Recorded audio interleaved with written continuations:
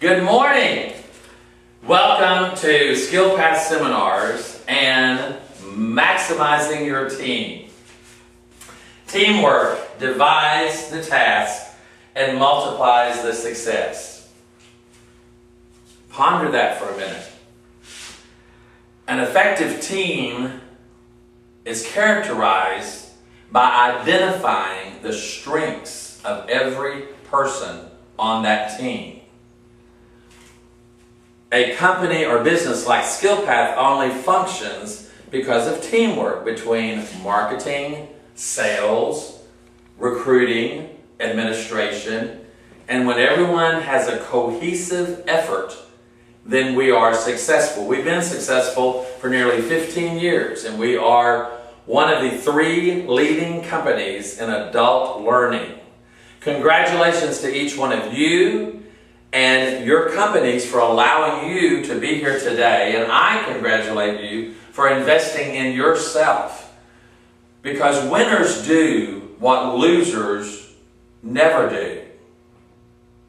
You chose to be here today and to be in an adult learning environment. I am in the field of adult learning. I've been a professional trainer for nearly 15 years, and I belong to an organization that trains public speakers for about 15 years also. My name is Michael Goforth, and I am from the Dallas, Texas area. My background in working has been in the medical field, in education, in the hospitality industry, and I even played piano for a 50s, 60s band for 1 year and got to ride on Paul Revere's bus, but that's a whole other story. I believe in adult learning. I believe that we're never too old to learn. I think when we reach the point that we have learned everything or we're not teachable, then we don't become a good team member. We become part of the problem. I think that's what our quote was saying is, when we can identify who is the person we need at the front because they have the best smile, who is the person we need to give the numbers to because they have the patience to work with numbers, who is the person that closes the deal. An effective salesman closes the deal. Some people can make an impression, some people can warm up to that customer, but they don't know how to close the deal. Now today we have 4 sessions, 2 in the morning, 2 in the afternoon. We'll have lunch. Some of you have been to one of our seminars before. You'll see some things today that are similar. But as speakers, SkillPath allows us to run the seminars and to bring in our own personality. Me personally, I like to keep you involved. We'll have some activities where you'll get to meet people around you, other people on the other side of the room, because some of you are front row people and some of you are back row Baptists. So we're going to get you mixed up today. We're going to let you share and network so that when you leave today, my goal is that every one of you will have a bag full of tricks, that you'll have some takeaways to take back to your company so that you can implement these things and maximize your team efforts and take them to the next level of success. There's a whole lot of things involved in teamwork. I remember the first time I ever heard the concept of teamwork, and that was in the early 80s. I was working for an insurance company. They walked in one day, called us together as a staff, and said, as of this week, we no longer will have supervisors or managers. We're going to have coaches and assistant coaches. Up until then, I thought that only happened on Friday night down at the football stadium. And we were going, coaches? What are coaches? And how are we? Are you getting shoulder pads and helmets? You know, are we going to have popcorn down in the break room? But the longer I was there, and I was there about 8 years, I learned what they were going for. And we're still there today. In the organization I belong to, which is called Toastmasters, we have a lot of committees and we have a volunteer staff. And a lot of the procedures that happen in Toastmasters happen and are successful when you put a good team together. What's the other side of that? When you have a bad team, we've had implosions and we've had explosions because people do not mix. Well, this morning in our first session, I'm going to give you 5 tips on how to set SMART goals. And these are very detailed things designed so that even though in the past you may have had goals, I'm going to ask you 5 questions to see if they've been the best goals that you could have for your team. Let's look at the first one. It is specific. Your goals need to be specific. Now, I'm not going to embarrass you by asking you to answer this question, but statistics show that 70 to 80% of us wrote down goals on January the 1st. But I'd venture to say by February the 1st, probably at least 40 to 50% of you say, goals? I don't remember those goals, or write them down, don't know where that piece of paper, might be. And as time goes on, by March, April, May, you're doing good to know what year it is, much less what goals you set for 2011. That's not unusual. Even more so in a business environment. Because that employee is going to say, what's in it for me? She's my supervisor. Why should I give her my best efforts? Why should I try to be creative and be at my desk and take breaks on time and show up for work? Maybe that's your goal. If your goal is to move up in your business and to be given more responsibilities, then if you've had a problem with attendance and showing up for work on time, maybe your specific goal is for the next 6 months, I'm not going to miss a day of work and I'm going to be on time every day. Now that may take some adjustment on your part. Maybe that's getting up 30 minutes earlier in the morning. Whatever it might be, but that's a specific thing that you can do to achieve that goal. So the first one is specific. The next one is measurable. Measurable.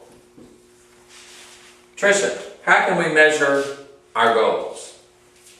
Our goals can be time sensitive, or they can have to do with numbers, or with getting to work on time. You can just keep track of how many days you arrived at work on time so that you're keeping track of whether or not you're meeting your goal. Exactly.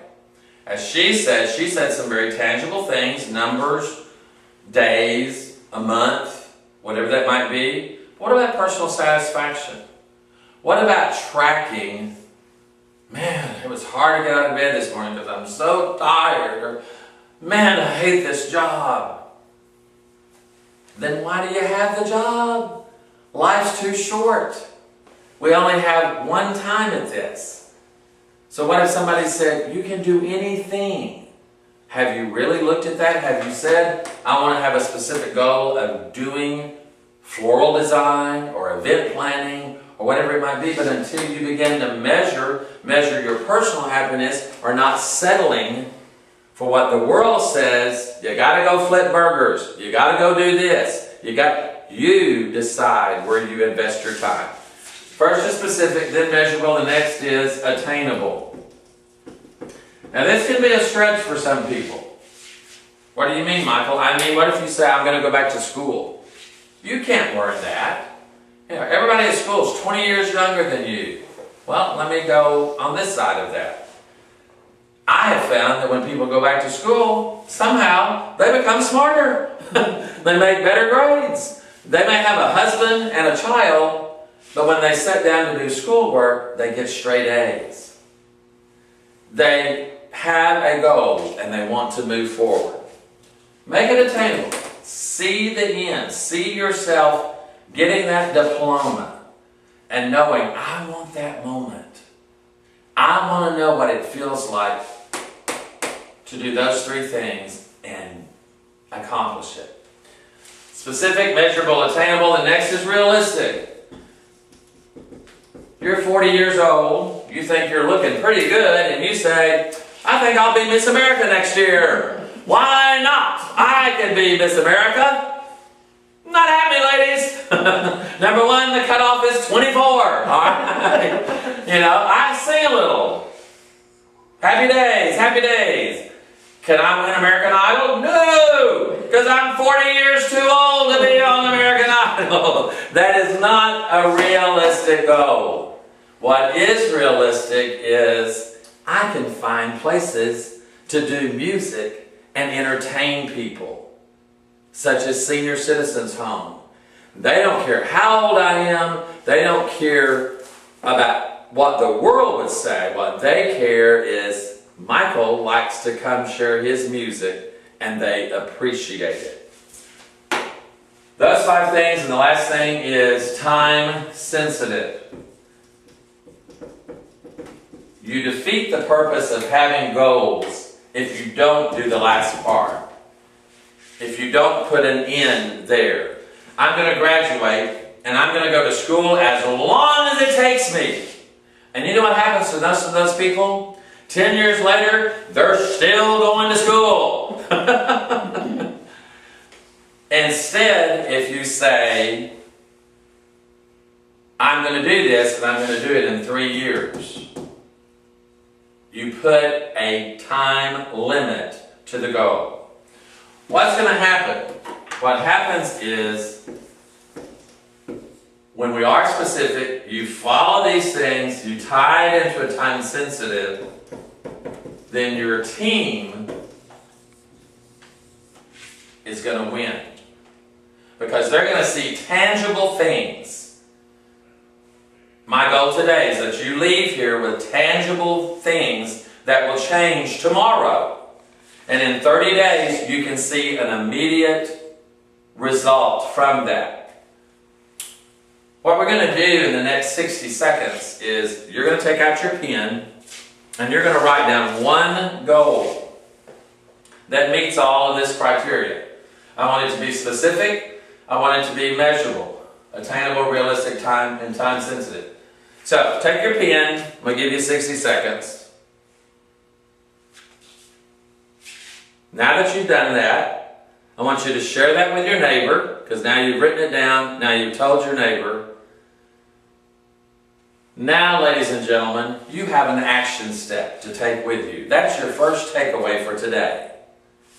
From this session, I hope you've learned from these 5 tips. You now have an action step you're going to take with you. We're going to go to break. I'll be at the back of the room. If you have any questions, come see me. If you want to look over our resources, we have some packages and systems that I can give you additional savings by attending our class today. On behalf of SkillPath Seminars, we're going to have a great day. I'll see you in 10 minutes.